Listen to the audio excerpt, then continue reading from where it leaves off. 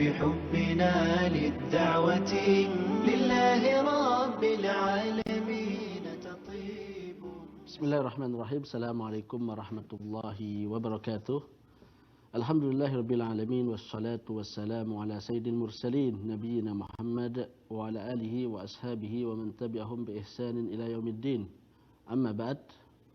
Para kaum muslimin dan kaum muslimat, para ikhwan dan akhwat yang dirahmati oleh Allah Subhanahu wa taala.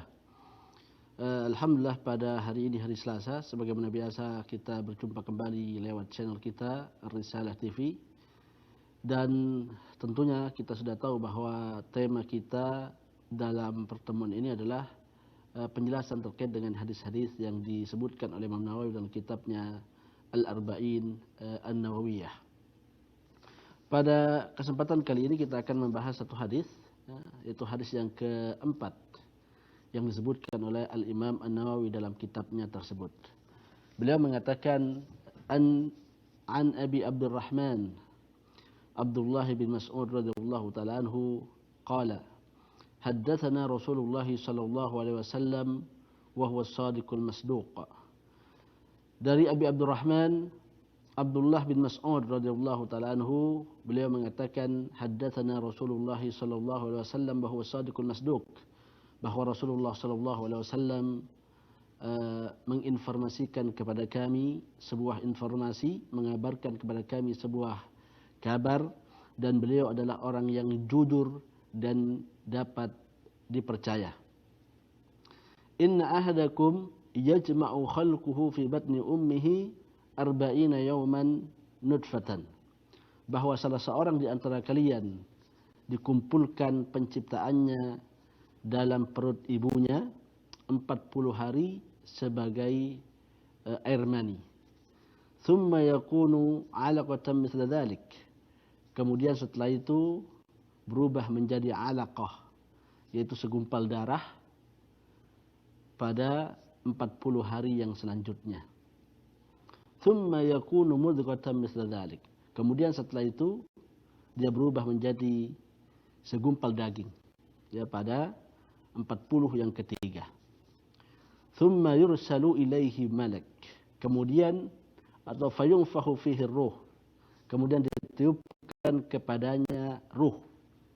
Jadi peniupan ruh terjadi pada 40 yang ketiga ketika air mani berada di dalam perut atau rahim ibu kita.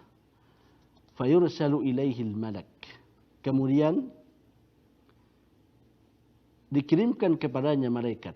Fayu'maru bi arba'i kalimat. Dan kemudian diperintahkan untuk menulis tentang 4 perkara dan 4 hal bagi manusia. Bikatbi rizkihi, diperintahkan untuk menulis tentang rizkinya, wa ajalihi, dan ajalnya atau kematiannya, wa amalihi, dan amalannya, wa syakiyun au sa'idun, dan juga diperintahkan untuk menulis terkait dengan kesengsaraannya dan juga kebahagiaannya, surganya dan juga nerakanya. Fawalladhi la ilaha illa ghairuh. Demi Tuhan yang tidak ada Tuhan yang berhak disembah kecuali Dia. Inna ahadakum, bahwa salah seorang di antara kalian, la ya'malu bi amali ahlil jannah, telah mengerjakan dengan amalan-amalan penduduk surga. Hatta ma yakunu bainahu wa bainaha illa dhira'. Sampai jarak antara dia dengan surga sangatlah dekat. Ya, hanya sejengkal saja atau sehasta saja. Fayasbiqu alihil kitab. Namun dia didahului oleh takdir Allah Subhanahu wa taala. Fayamalu bi'amali ahli nar. Dia kemudian melakukan perbuatan dan amalan penduduk neraka. Fayadkhuluha, maka kemudian dia masuk ke dalam neraka. Wa inna ahadakum, dan sesungguhnya salah seorang di antara kalian, la ya'malu bi'amali ahli nar, banyak melakukan amalan-amalan penduduk neraka.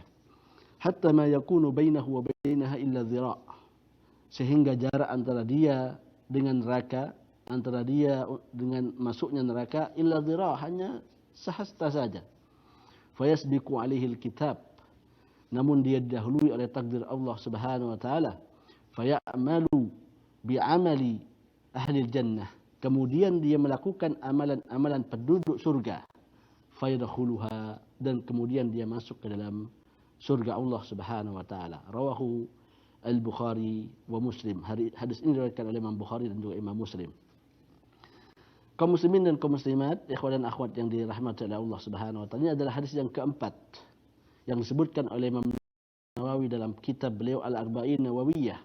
Dan hadis ini merupakan hadis yang sangat penting dan urgen, khususnya terkait dengan masalah takdir, terkait dengan fase-fase penciptaan manusia, ya, dan juga terkait dengan kebahagiaan seorang hamba dan juga kesengsaraannya. Hadis ini, kata Abdullah bin Mas'ud, ya, kata beliau, hadis ini diriwayatkan oleh sahabat yang mulia Abdullah bin Mas'ud radhiyallahu taala anhu. Ya, beliau adalah seorang sahabat senior, ya, termasuk as-sabiqun al-awwalun, ya, sahabat yang masuk ke dalam Islam ketika berada di kota Mekah, ya. Dan beliau adalah seorang penggembala kambing yang pernah berjumpa dengan Rasulullah SAW ketika menggembala, dan Rasulullah SAW meminta segelas susu kepadanya, dan kemudian Nabi kita Muhammad SAW mengatakan, innaka gulamun mu'allam, engkau adalah seorang anak yang terdidik, ya, seorang anak yang terdidik, kata Rasulullah SAW. Abdullah bin Mas'ud merupakan seorang ulama, ya, beliau adalah sahabat Nabi SAW. Beliau juga seorang ulama, seorang faqih, ya, pakar fikih. Oleh karena itu beliau termasuk orang yang diutus ke Kufah pada setelah wafatnya Nabi kita Muhammad SAW. Dan madhab beliau atau pendapat-pendapat beliau terkait dengan masalah fikih banyak tersebar di daerah Kufah ini. Abdullah bin Mas'ud terkenal sebagai orang yang sangat cinta kepada Rasulullah SAW, orang yang selalu mengikuti sunnah-sunnah Rasulullah SAW. Beliau juga pakar dalam masalah Al-Quran, ya, dan ini direkomendasikan langsung oleh Rasulullah SAW. Beliau mengatakan, man arada an yaqra al-Qur'ana ghadhan tariyan kama yanzil falyaqra atau falyasma' qira'ata ibn ummi abad, katanya. Barang siapa yang ingin mendengarkan Al-Quran, ya, atau ingin membaca Al-Quran dalam keadaan segar sama seperti diturunkan oleh Jibril, maka hendaknya dia mendengarkan bacaan dari Abdullah bin Mas'ud radhiyallahu taala anhu. Dan Abdullah bin Mas'ud sebagaimana yang beliau katakan bahwa sami'tu min fihi Nabi sallallahu alaihi wasallam 70 suratan, ya, saya mendengarkan langsung dari bibir Rasulullah sallallahu alaihi wasallam 70 surat, menunjukkan perhatian beliau kepada Al-Quran dan banyaknya banyaknya halaqah beliau dengan Rasulullah SAW terkait dengan masalah Al-Quran. Abdullah bin Mas'ud adalah pribadi yang bertakwa, ya. Salah seorang sahabat Rasulullah SAW pernah mencelanya. Jadi dia pernah diperintahkan oleh Nabi untuk mencari sesuatu, maka beliau kemudian naik ke atas pohon dan tersingkap betisnya. Ternyata betisnya adalah betis yang kecil, ya, karena perawakan beliau yang kurus, maka betis beliau kecil. Dan tertawa sahabat-sahabat Rasulullah SAW ketika melihat betis ini. Namun Rasulullah SAW mengatakan bahwa betis Abdullah bin Mas'ud yang kecil lebih berat dalam timbangan Allah Subhanahu wa taala pada hari kiamat dibandingkan dengan gunung Uhud yang ada di kota Madinah.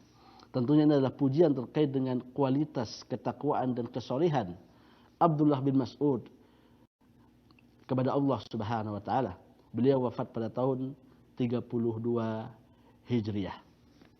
Kaum muslimin, kaum muslimat yang dirahmati oleh Allah Subhanahu wa taala. Abdullah bin Mas'ud mengatakan, haddatsana Rasulullah sallallahu alaihi wasallam wa huwa shadiqul masduq, bahwa Rasulullah sallallahu alaihi wasallam memberikan kabar kepada kami, ya, memberikan hadis kepada kami, dan beliau adalah sosok yang jujur, as-shadiq, as-sadiqu fima yukhbir. Ya, beliau adalah orang yang jujur dalam memberikan informasi dan kabar. Kabar beliau sesuai dengan realita atau sesuai dengan apa yang diperintahkan oleh Allah Subhanahu wa taala. As-sadiqu al-masduq, yaitu orang yang dipercaya kabarnya, ya, menunjukkan bagaimana keimanan yang besar dari Abdullah bin Mas'ud kepada Rasulullah sallallahu alaihi wasallam. Dan juga ini merupakan muqaddimah dari Abdullah bin Mas'ud terkait dengan hadis yang akan disebutkan pada hadis kali ini. Karena hadis yang akan beliau sebutkan adalah hadis yang sangat penting terkait dengan alam gaib, yaitu penciptaan manusia. Dan kita tahu bahwa pada saat itu, pada zaman Rasulullah SAW, ilmu kedokteran belumlah terlalu berkembang. Fasilitas-fasilitas kedokteran juga belum, atau teknologinya juga belum modern. Sehingga banyak perkara-perkara dalam masalah ini yang belum tersingkap, ya, belum tersingkap secara lebih sempurna atau lebih luas pada zaman itu. Maka Abdullah bin Mas'ud memberikan muqaddimah bahwa Rasulullah SAW huwa as-sadiqu al-masduq, bahwa apa yang disampaikan oleh beliau pasti benar karena merupakan wahyu yang datang dari Allah Subhanahu wa taala, meskipun hal ini adalah perkara yang gaib, yang bisa jadi belum dipahami secara mendetail oleh kaum muslimin yang ada pada zaman Rasulullah sallallahu alaihi wasallam. Beliau mengatakan, inna ahadakum yujma'u khalquhu fi batni ummihi 40 yawman nutfatan, bahwa manusia, penciptaan manusia, ya, dilakukan dalam perut ibu. Yang dimaksud dalam perut di sini adalah rahim seorang wanita. Selama 40 hari dia menjadi nutfah. Nutfah itu adalah air mani. Ya. Dan kata-kata yujma'u khalquhu ini menunjukkan kepada kita bahwa ada proses pertemuan, ya, antara sperma dan ovum, ya, sel telur dari wanita di tempat tersebut. Jadi Allah Subhanahu wa taala menjadikan itu berjumpa, dan kemudian ditakdirkan oleh Allah Subhanahu wa taala perjumpaan itu untuk menjadi bibit, ya, untuk menjadi bibit dari seorang manusia. Maka ini mengabarkan kepada kita bagaimana proses, ya, seorang manusia sejak dimulai dari sperma, bahwa dia berjumpa dengan ovum, kemudian ditaruh di rahim, ya, selama 40 hari. Thumma yakunu 'alaqatan mithla dzalik. Kemudian setelah itu selama 40 hari berubah menjadi 'alaqah. 'Alaqah adalah segumpal darah. Segumpal darah yang dia melekat di rahim seorang ibu, ya. Jadi ini proses ini, perkembangan manusia dari pertemuan antara sperma dengan ovum selama 40 hari ada perkembangan, kemudian setelah 40 hari menjadi 'alaqah, segumpal darah yang melekat pada dinding rahim seorang ibu, ya, seorang wanita, baru kemudian summa yakunu mudghatan mithla dzalik. Kemudian menjadi mudghah, segumpal daging, ya, menjadi segumpal daging setelah proses 40 hari, yaitu 80 hari, maka kemudian menjadi mudghah, segumpal daging, ya, yang berkembang, ya, bentuknya tentunya berubah-ubah, ya. Setiap berlalu waktu yang lama, maka ada perubahan-perubahan tertentu pada bentuk dari janin yang ada dalam perut seorang ibu. Dan yang disebutkan oleh Rasulullah SAW ini dikuatkan oleh Allah Subhanahu wa taala, ya. Beliau mengatakan, walaqad khalaqnal insana min sulalatin min tin, ya, bahwa manusia telah kami ciptakan dari saripati tanah. Summa ja'alnahu nutfatan fi qararin makin. Kemudian kami jadikan dia nutfah, ya. Nutfah itu adalah sperma yang kami letakkan di tempat yang kokoh. Thumma khalaqna nutfata 'alaqatan, fa khalaqna al-'alaqata mudghatan, fa khalaqna al-mudghata 'idhaman, fa kasawna al-'idhama lahman, thumma ansha'nahu khalqan akhar. Kemudian sperma ini kami jadikan segumpal darah. Segumpal darah ini berubah menjadi segumpal daging. Kemudian segumpal daging ini menjadi ada tulang-tulang, dan kemudian kami berikan di tulang-tulang itu daging-daging, summa kasawna al-'idhama lahman, kami berikan daging itu, kami berikan kepada tulang-tulang itu daging, thumma ansha'nahu khalqan akhar, maka kemudian kami membuat bagi materi tersebut makhluk yang baru, kata Allah Subhanahu wa taala. Ini perubahan disebutkan oleh Allah dalam surah Al-Mu'minun, ya. Sangat gamblang dan sangat jelas terkait dengan masalah ini. Dan ini dijelaskan sebelum ada ilmu kedokteran pada zaman itu. Mana yang menunjukkan tanda-tanda kenabian Rasulullah SAW, bahwa apa yang beliau sebutkan bukan dari kantong beliau, tapi dari Allah Subhanahu wa taala, Sang Maha Pencipta, yang tahu secara detail penciptaan manusia dari detik ke detik, dari menit ke menit, bulan dan lain sebagainya.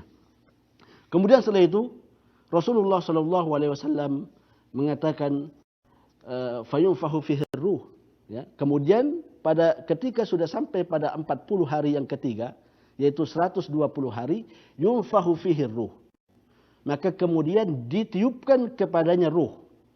Siapa yang meniupkan ruh ini? Apakah dia Allah Subhanahu wa taala ataukah malaikat? Dalam riwayat yang lain disebutkan bahwasannya yang meniupkan ruh ini adalah malaikat Allah Subhanahu wa taala. Jadi, dalam riwayat Rasulullah SAW mengatakan bahwa annallaha yuwakkilu malakan fir rahim, bahwa Allah Subhanahu wa taala memerintahkan seorang malaikat di rahim seorang wanita. Maka malaikat inilah yang kemudian melakukan tugas-tugas yang diperintahkan oleh Allah Subhanahu wa taala. Kemudian setelah itu, ikhwan dan akhwat yang dirahmati oleh Allah Subhanahu wa taala, wa yursalu ilaihil malak. Diperintahkan kepadanya malaikat, datang kepadanya malaikat.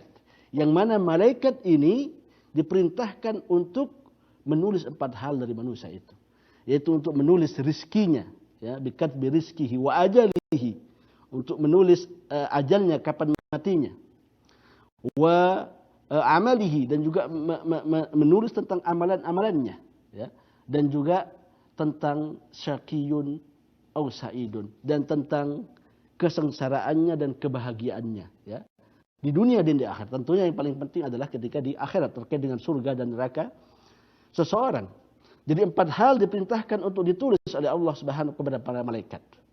Yaitu tentang rizkinya. Sejak dia diciptakan oleh Allah Subhanahu wa taala sampai dia meninggal dunia, ditulis oleh malaikat terkait dengan rizki-rizki manusia tersebut.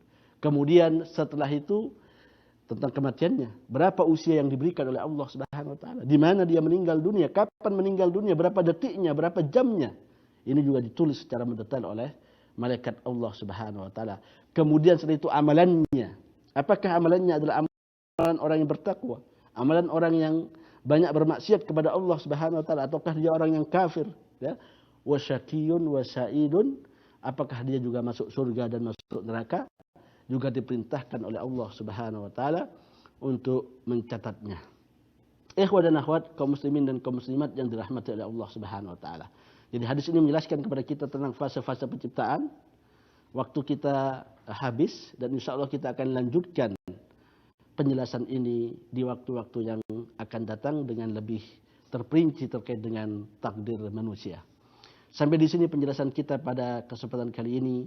Wassallallahu ala nabil Mustafa wa ala alihi wa sahbihi wa sallam wa akhiru da'wana alhamdulillahi rabbil alamin. Assalamualaikum warahmatullahi wabarakatuh. بالهداية والتقى ونر طريق الحياة بحبنا للدعوة لله رب العالمين تطيب. أسعد قلوبا بالهداية والتقى ونر طريقي كي أراه يطيب. طيب الحياة بحبنا للدعوة لله رب العالمين تطيب.